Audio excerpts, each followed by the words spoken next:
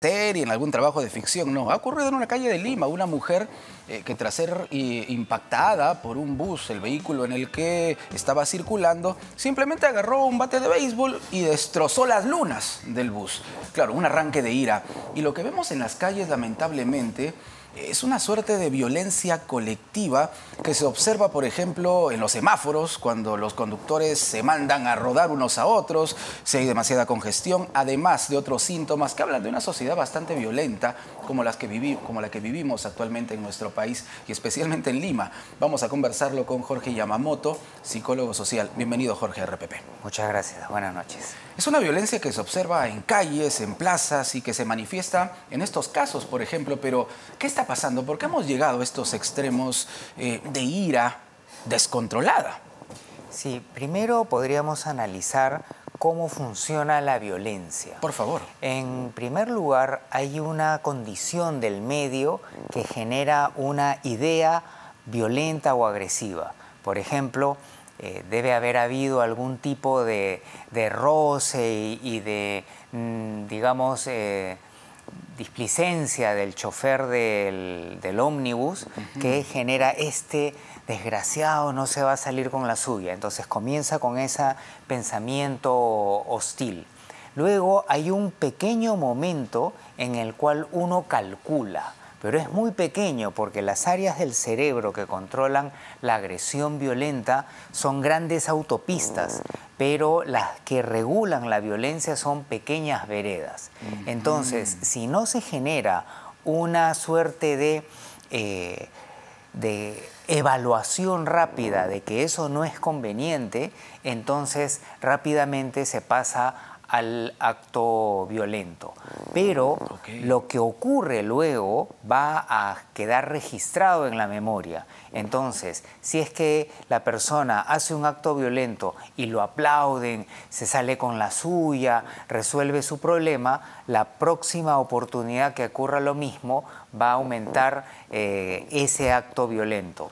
Pero si hay vergüenza, hay castigo, ¿no? Entonces la posibilidad se va reduciendo.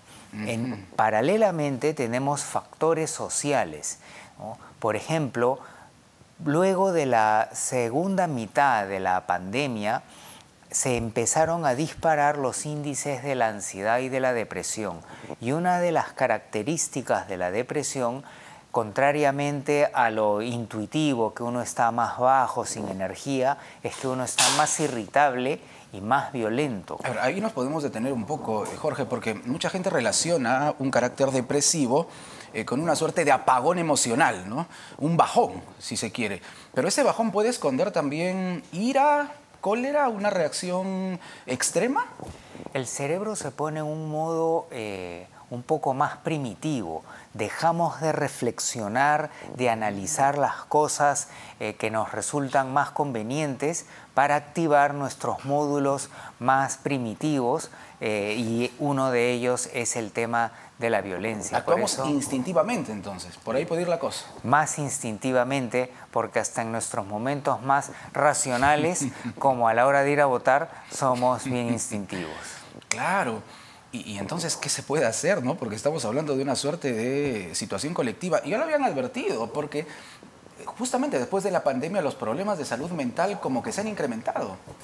Y de forma exponencial, y los servicios de salud no han crecido de la misma manera. Exacto. Ya antes de la pandemia, con un nivel promedio, digamos, de problemas de salud mental, estábamos con una capacidad de responder muy baja en cantidad y en calidad, porque no todo especialista en salud colegiado en realidad pasaría una prueba internacional de competencias en materia de salud mental.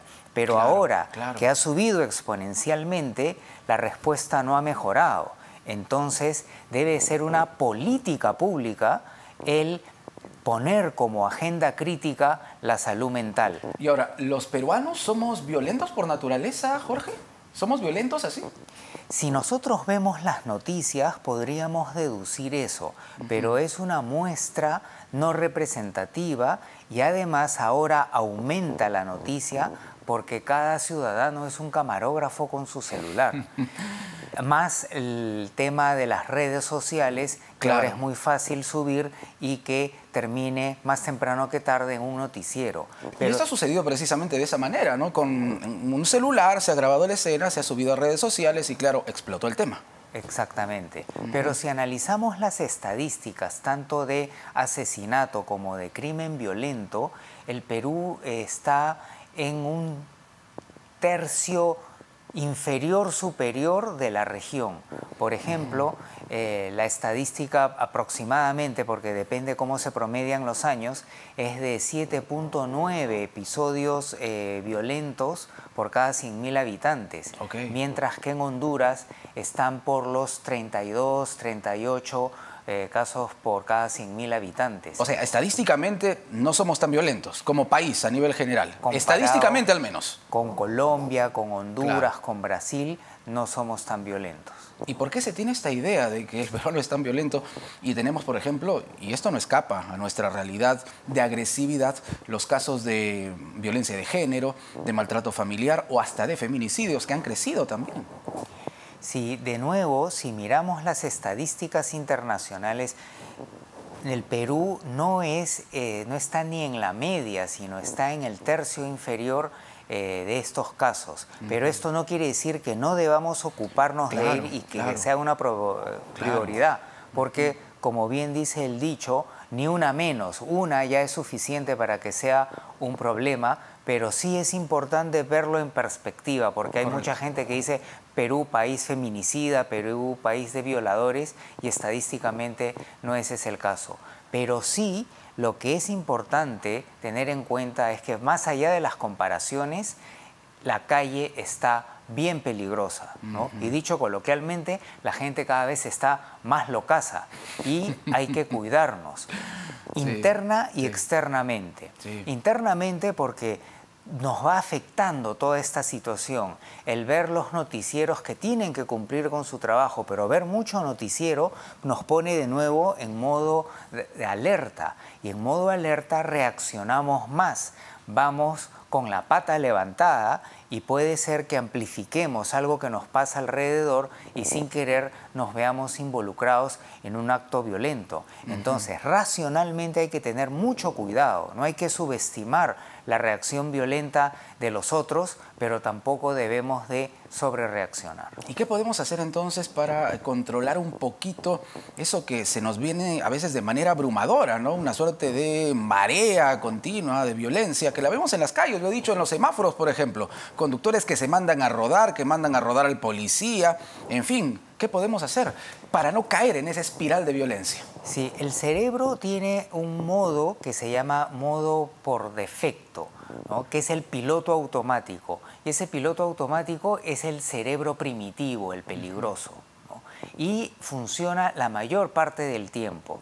Pero cuando nosotros ponemos atención consciente, se desactiva porque son sistemas duales, ¿no? Es como el auto, o camina con gasolina o camina con gas. Entonces, cuando nos ponemos atentos, tenemos conciencia, lo que se llama conciencia plena, desactivamos ese mecanismo. Y en otros países se está entrenando a los niños para que desarrollen conciencia plena. El Parlamento británico, de ser bien agresivo y achorado, mejoró notablemente. Imaginemos. ¿Cuánto necesitaríamos, Jorge, que eso suceda en nuestro Parlamento, ¿no? Conciencia plena, entonces, en el Parlamento sería la solución, ¿eh? Más Señor de los Milagros en el Perú. De paso, de paso. Sí. Entonces, en las empresas, el entrenar a las personas en que desarrollen conciencia plena resulta negocio, porque aumenta la productividad, la calidad del servicio, pero también resulta patria, porque esa persona en su familia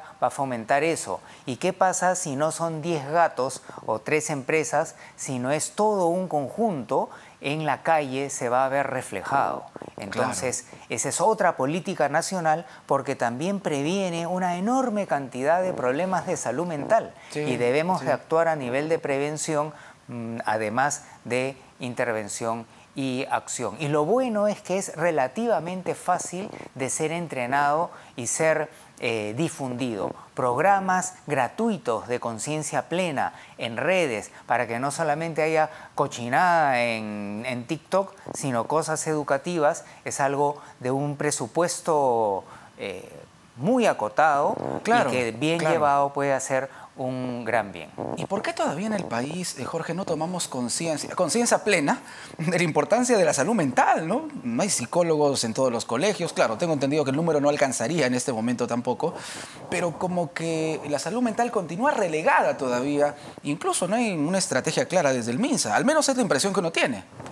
Sí, ciertamente. Creo que después de la pandemia ya fue tan abrumador el tema de la salud mental que ya se ha reducido el prejuicio de que si tengo algún tema psicológico debo quedarme callado porque va a ser la vergüenza más grande y van a creerme que soy un loco calato. Claro, antes uno decía, yo no voy al psicólogo, yo no estoy loco, yo no voy al psicólogo, ¿para qué?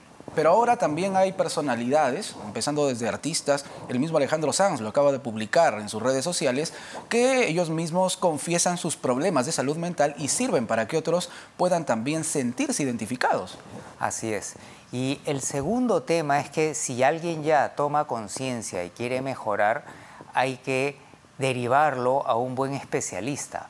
Pero en mi caso, que conozco el entorno, me cuesta mucho poder derivar con confianza. ¿Por qué? Porque la formación en psicología en el Perú está en un nivel bastante cuestionable. Ajá, ¿y por qué, Jorge? A ver, explícanos. Pongo una ilustración. Sí, por favor, por favor. En el promedio de los estados, en Estados Unidos de Norteamérica, recién con un doctorado, con un PhD, se puede hacer diagnóstico, mientras que acá ni siquiera con maestría, sino con una licenciatura ya puede hacer diagnóstico y terapia.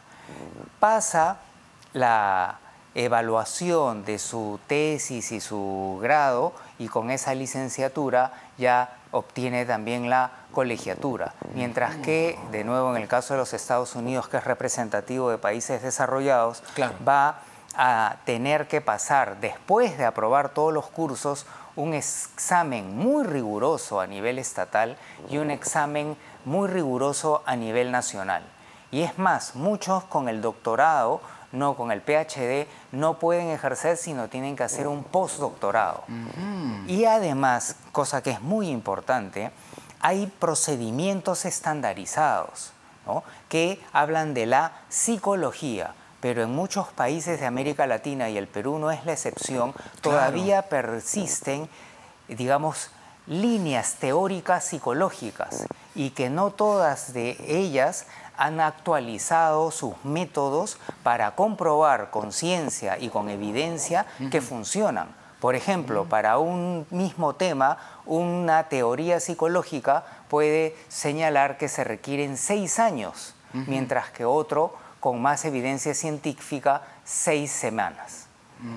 Entonces hay un tema también de formación. Y si comparamos, con todo el respeto que se merece, el Colegio de Psicólogos del Perú, que además hay una gran cantidad de escándalos y hay momentos en que hay 2 colegios paralelos, con la Asociación Psicológica Americana, en cuanto a investigación, estándares y ataque frontal a temas de incompetencia y corrupción, estamos hablando pues de un gran abismo que hace envidiar al hermoso Cañón de Colca. Jorge, muchísimas gracias. Nos ha sorprendido con ese jalón de orejas para los psicólogos, en todo caso para la carrera como tal, y académicamente es una hablando, autocrítica por ser psicólogo colegiado. Muchísimas gracias. Jorge Yamamoto, psicólogo social, con nosotros aquí en Sin Vueltas y en RPP Televisión.